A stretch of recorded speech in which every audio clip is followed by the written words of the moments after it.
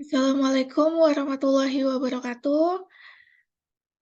Sebelumnya kami ucapkan terima kasih kepada Bapak dosen dan teman-teman sekalian. Pada kesempatan kali ini, kami dari kelompok 1 akan mempresentasikan materi terkait apotek. Sebelumnya, izinkan saya memperkenalkan diri dan teman-teman saya. Saya Najila Galela bersama teman saya yang bernama Siti Muliza Ahmad, Fitri Ayu Ardiani Gimnasurullah, Nabila Duyang Barwati, Agnes Monica Yunita OCL Making. Adapun topik pembahasan yang akan kami bahas pada kesempatan kali ini terkait pengertian, persyaratan apotek, tugas dan fungsi apotek, surat izin apotek, sarana dan prasarana apotek, tugas dan tanggung jawab teknis kefarmasian, standar pelayanan kefarmasian, penyimpanan obat, dan prosedur penyimpanan obat menurut Kemenkes RI. Baik, langsung saja kepada pemateri 1. Waktu dan tempat saya persilakan. Terima kasih atas waktu yang diberikan. Saya Fitri Ayu dari Gimnasula akan menjelaskan tentang pengertian atau definisi apotik dan persyaratan apotik. Definisi apotik menurut Peraturan Pemerintah Republik Indonesia Nomor 51 Tahun 2009 tentang pekerjaan kefarmasian yang dimaksud dengan apotik adalah sarana pelayanan kefarmasian tempat dilakukan praktek kefarmasian oleh apoteker Menkes 2009. Menurut Peraturan Pemerintah Republik Indonesia yang terbaru Nomor 9 Tahun 2017 tentang apotek juga menyebutkan bahwa apotek merupakan sarana pelayanan kefarmasian yang tempat dilakukan praktik kefarmasian oleh apoteker dan tenaga kefarmasian lainnya, Menkes 2017. Berdasarkan Peraturan Pemerintah Republik Indonesia Nomor 9 Tahun 2017 tentang tujuan didirikannya apotek adalah sebagai berikut. 1. Meningkatkan kualitas pelayanan kefarmasian di apotek. 2. Memberikan perlindungan pasien dan masyarakat dalam memperoleh pelayanan kefarmasian di apotek. 3. Menjamin kepastian hukum bagi tenaga kefarmasian dalam memberikan pelayanan kefarmasian di apotek. Menkes 2017. Next.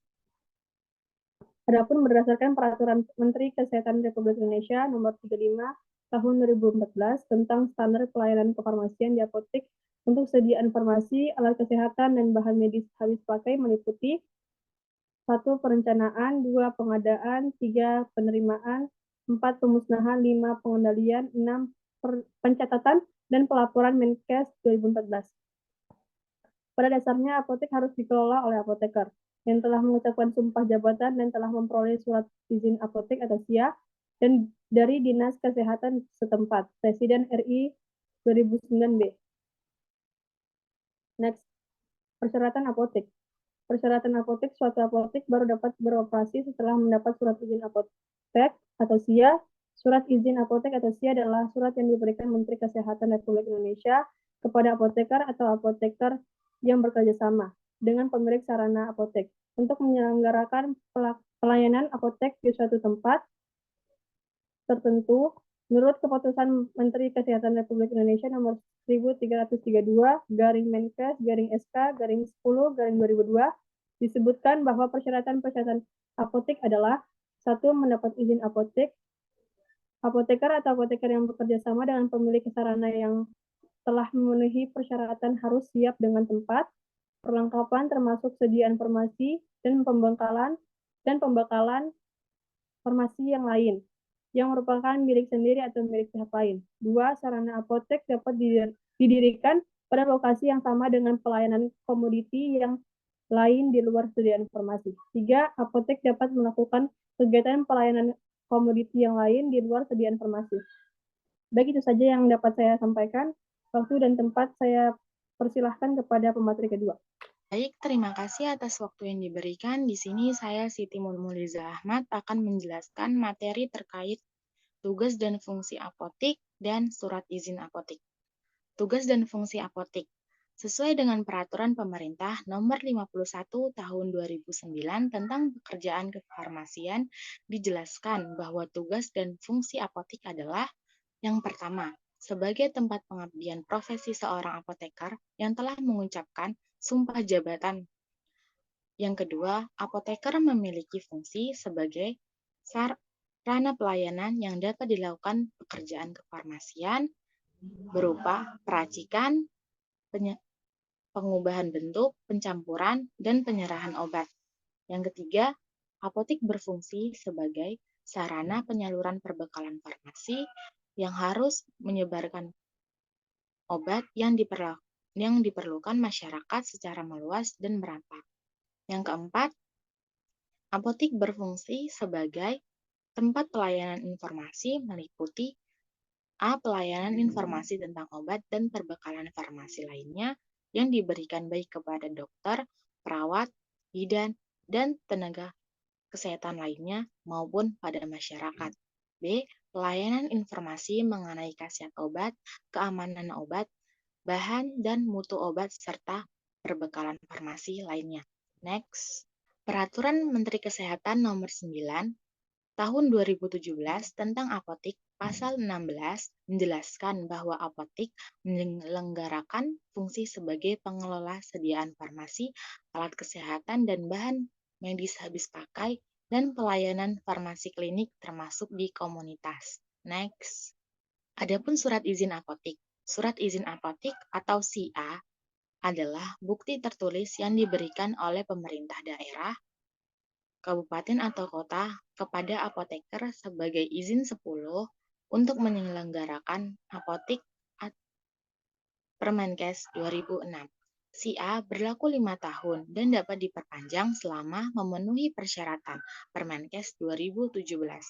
Syarat memperoleh SIA adalah apoteker harus mengajukan permohonan tertulis kepada pemerintah daerah dan melengkapi dokumen administratif yang meliputi 1.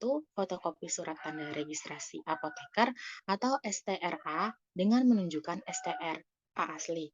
2. Fotokopi kartu tanda penduduk atau KTP.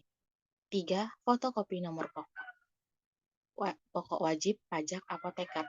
4. Fotokopi peta lokasi dan denah pembangunan. 5. Daftar prasarana, sarana, dan peralatan. Baik, terima kasih. Itu saja materi yang dapat saya jelaskan. Kemudian waktu dan tempatnya saya persilakan kepada materi selanjutnya. Terima kasih. Saya akan menjelaskan sarana dan prasarana apotik. Peraturan Menteri Kesehatan Nomor 9 Tahun 2017 tentang apotek pada 7 menyebutkan bahwa bangunan apotik paling tinggi memiliki sarana luas yang berfungsi sebagai penerima resep, pelayanan resep, dan pelantikan, penjelasan ideal farmasi, alat kesehatan, penyimpanan ideal farmasi, dan alat kesehatan, dan alat tip. Pada penerapan disebutkan bahwa prasarana apotek paling tinggi terdiri atas instalasi IoT, instalasi listrik, sistem tata udara, dan sistem proteksi kebakaran. Apotik juga wajib memastikan papan nama apotik, terdiri atas nama apotik, nomor dia, dan alamat, serta papan nama praktik apotik yang memuat paling sedikit informasi nama apoteker, nomor IPA, dan praktik apoteker.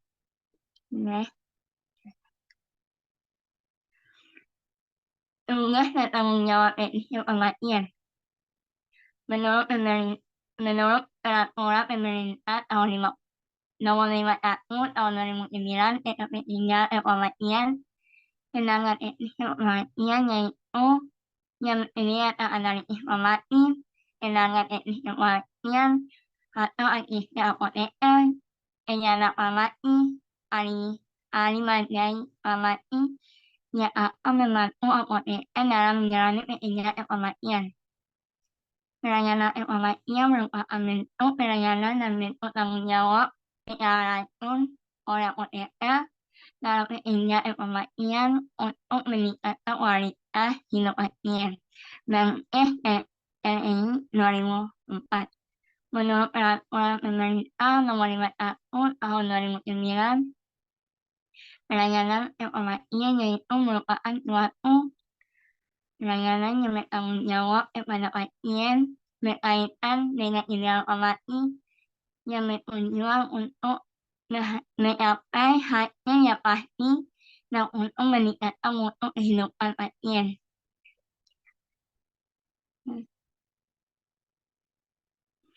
Penginjal informasi yang harus dilaksanakan oleh tenaga teknis kematian menurut keputusan Menteri Kesehatan RI nomor 1332 Menkes /10 tahun 2002 adalah sebagai berikut.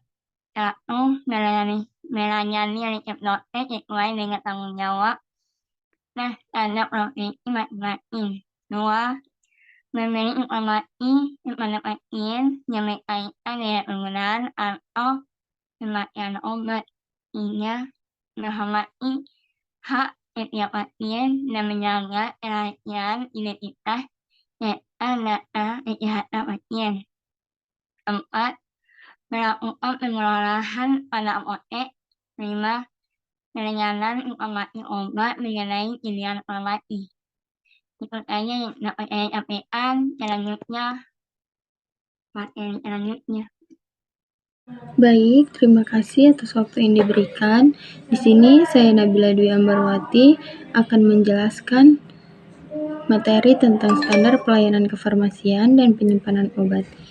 Standar pelayanan kefarmasian adalah tolak ukur yang dipergunakan sebagai pedoman bagi tenaga kefarmasian dalam menyelenggarakan pelayanan kefarmasian. Pelayanan kefarmasian di apotek meliputi 2 kegiatan, yaitu kegiatan yang bersifat manajerial berupa pengelolaan sediaan farmasi, alat kesehatan dan bahan medis habis pakai dan pelayanan farmasi klinik. Kegiatan tersebut harus didukung oleh sumber daya manusia, sarana dan prasarana. Permenkes tahun 2016. Pengaturan standar pelayanan kefarmasian di apotek bertujuan untuk meningkatkan mutu pelayanan kefarmasian, menjamin kepastian hukum bagi tenaga kefarmasian, dan melindungi pasien dan masyarakat dari penggunaan obat yang tidak rasional dalam rangka keselamatan pasien. Permenkes tahun 2016. Penyimpanan obat. Penyimpanan obat yaitu suatu kegiatan pengaturan perbekalan farmasi menurut persyaratan yang telah ditetapkan dan disertai dengan sistem informasi yang selalu menjamin ketersediaan perbekalan farmasi sesuai dengan kebutuhan. Febriawati tahun 2013. Barang yang sudah ada di dalam persediaan juga harus dijaga agar tetap baik mutunya maupun kecukupan jumlahnya, serta keamanan penyimpanannya. Untuk itu diperlukan suatu perencanaan dan pengaturan yang baik untuk memberikan tempat yang sesuai bagi setiap barang atau bahan yang disimpan, baik dari segi penyimpanan, pengamanan, maupun dari segi pemeliharaannya. Aditama tahun 2015. Tujuan penyimpanan obat. Penyimpanan obat merupakan suatu kegiatan dan usaha untuk melakukan pengurusan penyelenggaraan dan pengaturan barang persediaan di dalam ruang penyimpanan. Menurut Warman 2004, tujuan dari penyimpanan antara lain mempertahankan mutu obat dari kerusakan akibat penyimpanan yang tidak baik, mempermudah pencarian di gudang atau kamar penyimpanan, mencegah kehilangan dan mencegah bahaya, dan yang terakhir mempermudah stok opname dan pengawasan. Kegiatan penyimpanan obat. Kegiatan penyimpanan obat menurut Henny dalam Retno tahun 2014 terdiri dari kegiatan penerimaan obat, kegiatan pengeluaran obat, kegiatan stok opname, kegiatan pencatatan dan pelaporan, dan yang terakhir penyusunan stok obat. Baik, itu saja yang dapat saya jelaskan. Saya kembalikan kepada pemateri selanjutnya. Baik, terima kasih atas waktu yang telah diberikan. Pada kesempatan ini, saya akan membahas terkait prosedur penyimpanan obat menurut Kemenkes RI. Prosedur penyimpanan obat menurut Kemenkes RI ada 5. Yang pertama, prosedur sarana penyimpanan. 2. Prosedur pengaturan tata ruang dan penyusunan obat. 3. Prosedur sistem penyimpanan. 4. Prosedur mencegah kerusakan fisik dan kontaminasi. 5. Prosedur penyimpanan harus mengatur temperatur. Next. Menurut Peraturan Menteri Kesehatan Republik Indonesia Nomor 73 Tahun 2016 tentang Standar Pelayanan Kefarmasian di Apotek, Pasal 6 dan Pasal 7. Pasal 6, penyelenggaraan pelayanan kefarmasian di apotek harus menjamin ketersediaan sediaan farmasi, alat kesehatan, dan bahan medis habis pakai yang aman, bermutu, bermanfaat, dan terjangkau. Pasal 7, penyelenggaraan pelayanan kefarmasian di apotik wajib mengikuti standar pelayanan kefarmasian sebagaimana diatur dalam peraturan menteri ini. Oke, baik. Sekian presentasi dari kelompok kami. Saya ucapkan terima kasih. Wassalamualaikum warahmatullahi wabarakatuh.